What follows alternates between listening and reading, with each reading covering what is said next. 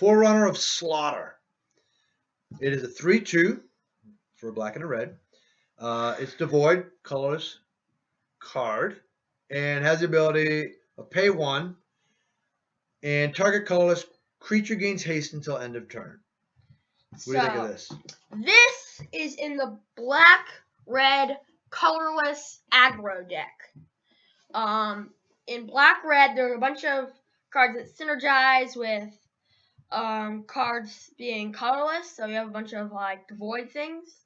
And this is a 2-mana 3/2 that gives all your guys haste for 1 mana. Well, whenever you play a spell, you can pay 1 extra mana to give it haste, which is really sweet. Seems pretty sweet. When that extra mana is probably going to be just 1 turn you need to attack with it because so fast with the aggro. Especially when you start dropping the big dogs late game, right? Mm-hmm. In my 2-headed giant, I had a mono red. It was a lot like this thing, but I didn't have enough black. But yeah, the mono red, I had mono red colorless, so it was the same archetype but without black. Did pretty good. Oh yeah, 3-1. Nice. Which is where I always go. Next one, Skyrider Elf. X, a green and a blue. For 0/0 flyer. It is an elf warrior ally. It has Converge. Skyrider Elf enters the battlefield with a 1/1 counter on it for each color of mana spent to cast it. This is a really sweet card, and it fits into the green-blue X Converge deck, where you're kind of 5 colors, but most of your cards are going to be green and blue.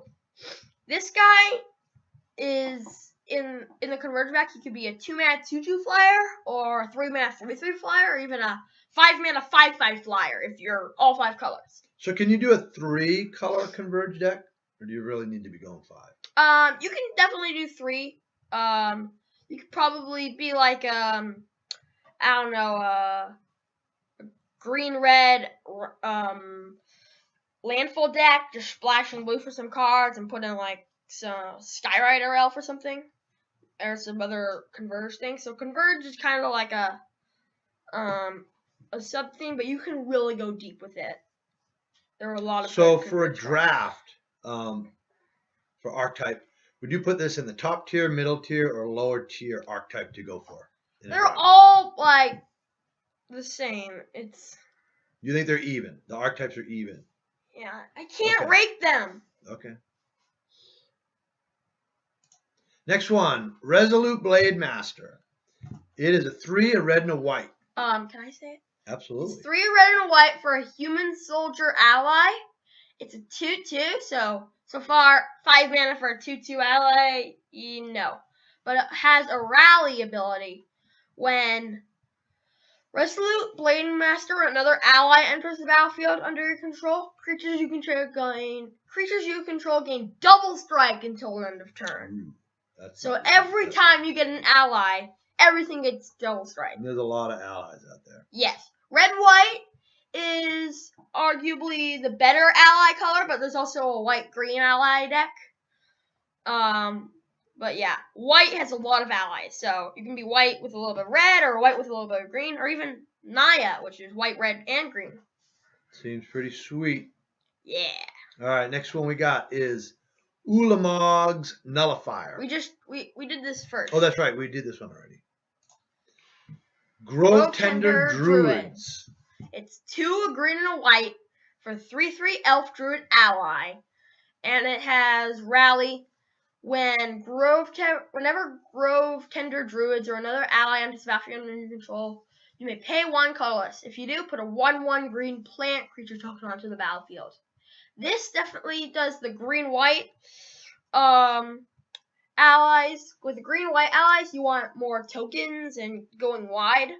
But with the red-white allies, you're more of like larger creatures and less creatures, but your creatures are bigger. So it's a trade-off. So seems pretty good. Yeah. Last card we have is Herald of Kozilek. It's a 2/4 for 1, a blue and a red, devoid, no color. Color spells you cast cost 1 less to cast. Eldrazi Drone. This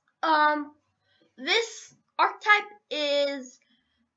by far the least synergistic, as it's basically just blue-red Eldrazi. Like, it's not like a specific ability or something.